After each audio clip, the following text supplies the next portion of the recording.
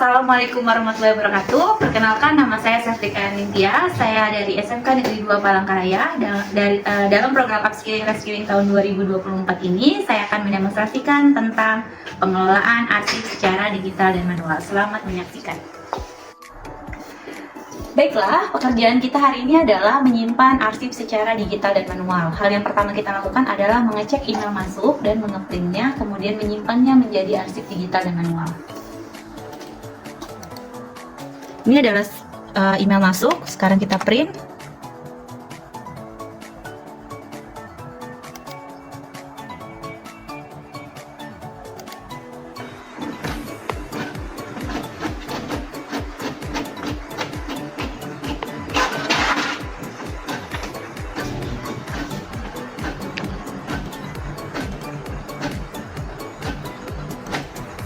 Sekarang kita akan mengirim email surat keluar.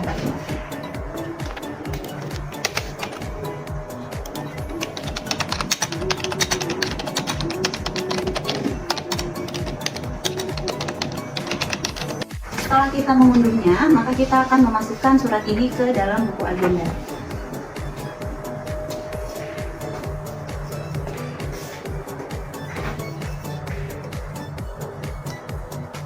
Ngecek email masuk, kemudian membuka email masuk. Di sini ada surat penawaran, kita download. Setelah kita download, terus kemudian kita buka, open, kita baca isinya. Ya, dia menawarkan barang elektronik. Isinya adalah perabot-perabot. Kita baca dulu. Kalau sudah, kita kembali ke email. Sudah, ini berarti sekarang kita reply atau kita balas. Terus kita tulis.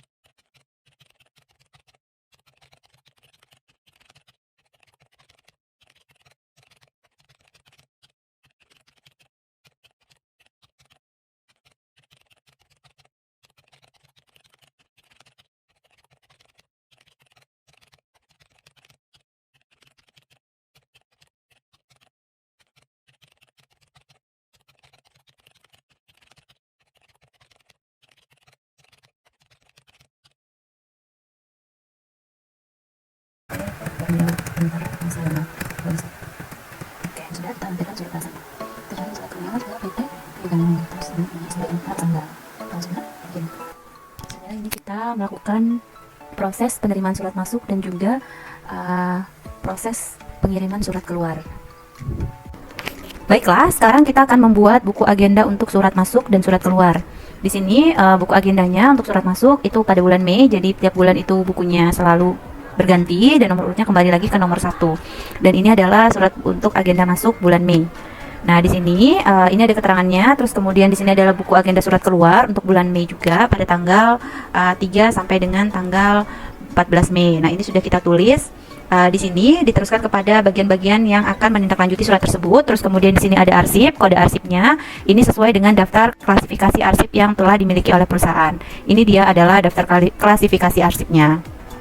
Nah, kita menggunakan sistem subjek, jadi dibagi per masalah atau masalah, submasalah, dan sub-submasalah. Dan di sini ada kode-kodenya sebagai panduan dalam penyimpanan arsip. Selanjutnya, ini juga ada surat buku agenda surat keluar. Di sini adalah hubungan dengan surat lainnya, di mana ini adalah surat-surat yang telah dikirim ke perusahaan kita dan kita akan fallback dengan surat balasan. Maka harus diisi hubungan dengan surat lainnya. Dan ini juga sudah kita berikan kode klasifikasi arsipnya. Sekarang kita akan membuat lembar disposisi dari surat-surat yang sudah ada. Ini sudah yang pertama, ini melihatnya dari buku agenda.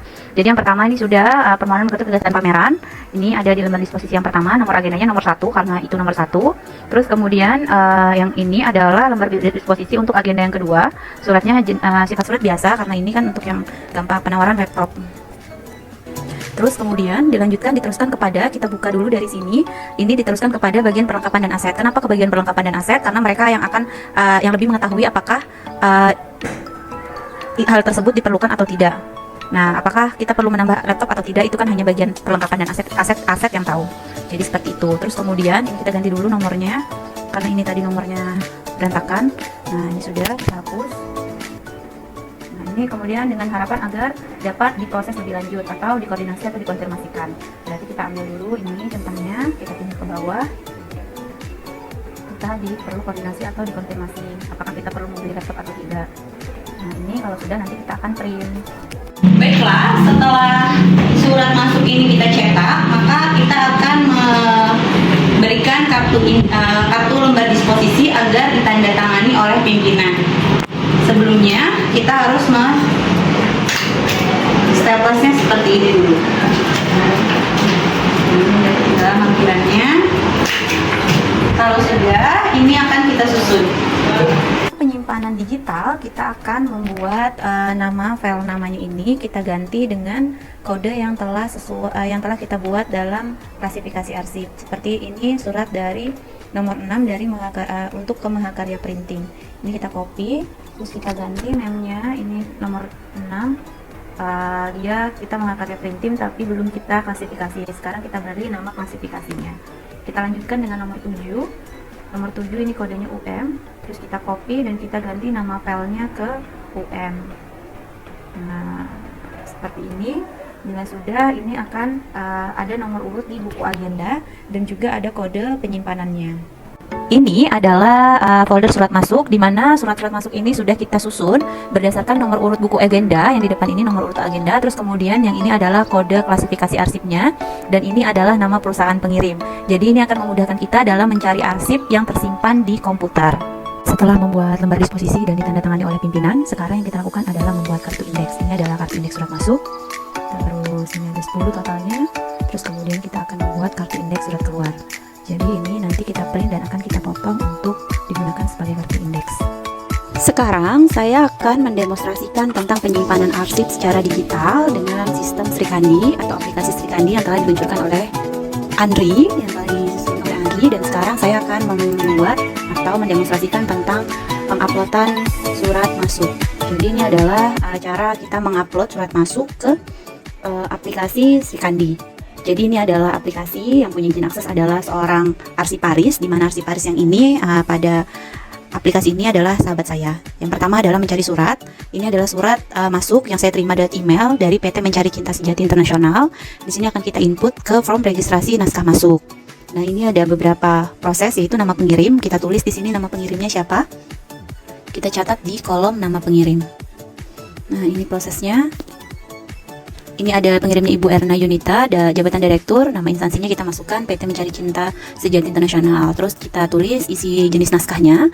Di sini jenis naskah ini bertanda merah, itu artinya wajib dan harus dimasukkan. Nah, ini kita tunda dulu, kita lihat. Nah, ini jenis naskahnya kita tulis surat dinas. Terus kemudian sifat naskahnya biasa, kita masukkan nomor naskah, ini adalah nomor surat. Kemudian kita tulis tanggal suratnya dan tanggal diterimanya. Jangan lupa kita isi perihalnya, yaitu penawaran paket perjalanan. Terus ini ringkasannya kita tulis apa saja, terus kita copy ke bagian ringkasan. Terus kita cek lagi dari atas sampai bawah apakah sudah pas atau belum, apakah sudah sesuai atau belum dengan suratnya. Kemudian selanjutnya kita akan melampirkan file naskah atau file surat. Ini kita pilih dulu dari dokumen, kita masukkan suratnya. Bila sudah kita masukkan ini tujuan utamanya kemana, karena ini menggunakan aplikasi dinas, maka yang hanya bisa dibuka adalah kepala dinas tersebut, tujuan utamanya. Jadi ini karena kita punya minjem aplikasi, ini adalah aplikasi dummy atau aplikasi Srikandi untuk mencoba atau belajar kearsipan menggunakan aplikasi Srikandi. Kalau sudah ini ada muncul seperti ini hari Rabu paket perjalanan, ini belum dikirimkan. Nah, ini akan mengirimkan naskah, kita cek dulu berkas-berkasnya apakah sudah sesuai dengan surat masuk atau belum. Kemudian sekarang adalah menginput surat keluar menggunakan aplikasi Srikandi. Ini kita tulis dulu atau kita klik registrasi naskah keluar, kita isi yang bagian merah-merah, dikirim melalui unit Kanwil, karena kita akan mencoba menggunakan website Kementerian Agama. Ini kita buat simulasinya saja untuk belajar bersama. Kemudian sudah dikirim melalui jenis naskahnya, kita tulis jenis naskah apa yang akan kita keluarkan. Ini adalah nota dinas, terus kemudian sifat naskahnya biasa, Terus kemudian kita masukkan klasifikasi arsipnya, ini masuk ke KP 0102, yaitu surat keterangan. Jadi di aplikasi Srikandi ini tiap instansi sudah memiliki daftar klasifikasinya masing-masing. Jadi untuk keterangan itu kode klasifikasinya adalah KP 01.2. Dia menggunakan sistem perihal juga.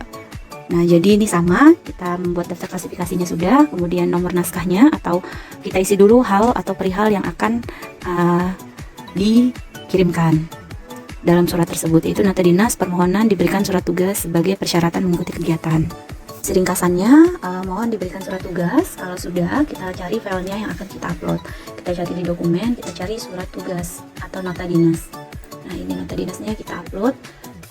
Kalau sudah muncul, kita isi lagi di bawahnya tujuannya kemana. Kita isi ke bagian yang kita tuju, tujuan utama. Terus kemudian kalau sudah, ini hanya surat khusus dalam kantor, yaitu satu instansi, tidak perlu keluar. Kalau misalkan keluar, kita bisa isi di utama eksternal nomor Srikandi. Kalau sudah, penandatangannya siapa, terus kita mohon tunggu. Kita tunggu dan berhasil. Ini adalah buku agenda atau daftar log naskah keluar. Di sini kita bisa review apa saja yang harus diperhatikan. Tapi jangan lupa kita review dulu untuk memastikan surat keluarnya sudah benar. Ini reviewannya. Kita baca ulang, nomor naskahnya belum keluar dikarenakan suratnya belum bertanda tangan atau belum disetujui oleh pimpinan. Nah, ini bertanda merah dan tanggalnya juga bertanda merah. Tanda tangan juga bertanda merah karena belum ditandatangani dan belum disetujui oleh pimpinan. Bila sudah direview seperti ini, kita akan lanjut ke kirim konsep. Kalau sudah, apakah sudah benar, kita baca dulu. Kalau sudah benar, maka harus kita klik kirim. Nah, sudah berhasil terkirim. Sudah berhasil terkirim, maka kita lihat lagi ini di daftar naskah keluar. Nah, ini sudah terlihat semua dan ini detail naskah keluarnya sudah bisa ditampilkan. Nah, ini sudah muncul bahwa surat yang tadi sudah terkirim dan tinggal disetujui. Ini adalah surat yang sudah disetujui atau sudah ditandatangan. Dia berubah menjadi hitam tanda tangannya dan nomornya juga sudah keluar. Untuk tanggal juga sudah keluar. Terus kita bisa cek daftar verifikator, siapa yang telah memverifikasi. Nah, ini ada sudah diverifikasi. Kemudian kita bisa lihat daftar penandatangan juga. Kita bisa melihat daftar riwayat perubahan metadata atau lini masa. Siapa saja yang sudah menyetujui surat keluar kita. Nah, ini sudah dilihat. Selanjutnya kita akan membuat atau melihat daftar verifikasi arsip keluar.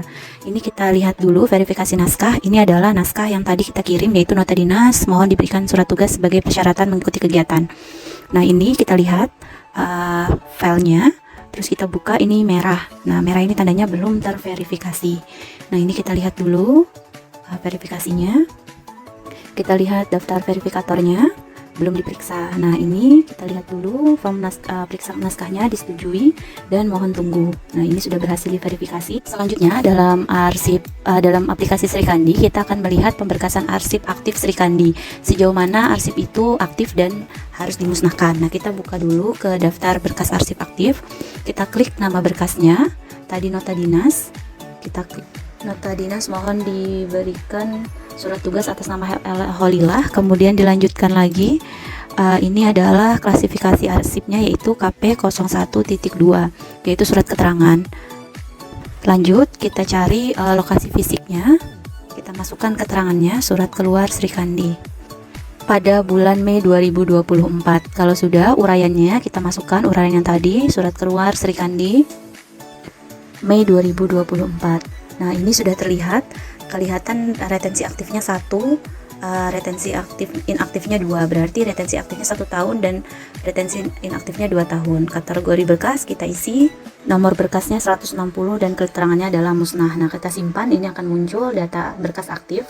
Ini kita bisa ngelihat bagaimana atau berapa masa aktif surat tersebut. Jadi ini sudah otomatis ya kalau untuk program Srikandi. Jadi kita tinggal memasukkan berkas dan nanti akan muncul sendiri. Ini kita masukkan dulu di daftar naskah berkasnya. Nomor naskahnya ini sudah kelihatan. Kita cari, pilih berkas. Kita tunggu dulu. Terus mohon nota dinas untuk surat tugas atas nama Holillah. Nah, ini tunggu, nanti akan dilihat. Nah, ini sudah muncul kapan tanggal naskahnya dan nanti kapan akan musnah, itu bisa kelihatan langsung. Nah, ini dia, kita bisa buka. Nah, ini sudah muncul informasi informasi berkas 160 nota dinas. Ini terlihat uraiannya, terus tanggal tutup berkas, terus kemudian keterangan pendaftar klasifikasinya, dan kelihatan kapan dia aktif dan dia inaktif. Ini adalah contoh surat yang sudah ditandatangani oleh pimpinan. Itu tadi sekilas tentang aplikasi Srikandi yang telah diluncurkan oleh Andri yang dapat kita gunakan. Jadi itu tadi penyimpanan arsip digital yang dapat saya jelaskan pada video kali ini. Kita akan lanjut ke penyimpanan arsip manual di lemari arsip. Baiklah, setelah kita mencatat surat masuk ke dalam buku agenda, sekarang kita akan menyimpannya di dalam folder yang ada di sana. Sebelum itu, kita ke sana dulu. Dan ini sudah dicatat di sistem Srikandi.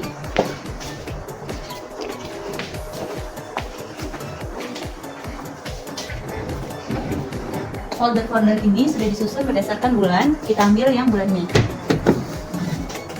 Ini seperti ini dan seperti ini, maka kita akan memasukkannya ke dalam sini. Jangan lupa dibolongi terlebih dahulu.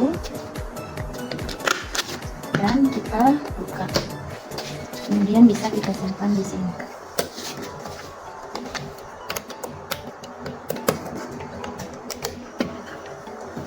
Bila sudah selesai, kita simpan lagi ke dalam lemari arsip. Sudah selesai. Setelah kita melakukan penyimpanan arsip secara digital dan manual, sekarang kita membuat daftar cek penerapan K3 perkantoran pada penyimpanan arsip manual dan arsip digital. Di sini, pada arsip manual ada 10 indikator penyimpanan arsip manual dan juga ada 10 indikator penyimpanan arsip digital. Di sini sudah kita centang semua karena sudah sesuai dengan prosedur yang berlaku. Di sini juga ada mengetahui pimpinan dan juga yang membuat adalah sekretaris. Dan yang terakhir adalah membuat daftar cek penerapan proses penyimpanan arsip untuk meminimalisir pencurian arsip. Di sini ada untuk meminimalisir pencurian arsip manual dan juga untuk meminimalisir pencurian arsip digital. Nah, ada 10 indikator juga untuk penerapan prosedur K3 untuk meminimalisir pencurian. Ini ada di sini. Terus kemudian yang terakhir juga untuk arsip digital juga ada. Di sini juga ada memberikan pelatihan kepada karyawan terkait tentang praktek keamanan data yang baik, termasuk cara menghindari serangan phishing dan malware. Jadi ini kita sudah dilakukan pelatihan tadi oleh langsung dengan arsiparis. Dan yang terakhir adalah mengetahui dan membuatnya saya sendiri sebagai sekretaris dan mengetahui adalah pimpinan perusahaan. Demikian tadi yang dapat saya demonstrasikan untuk prosedur penyimpanan arsip baik manual dan digital. Demikian video kali ini, sampai jumpa.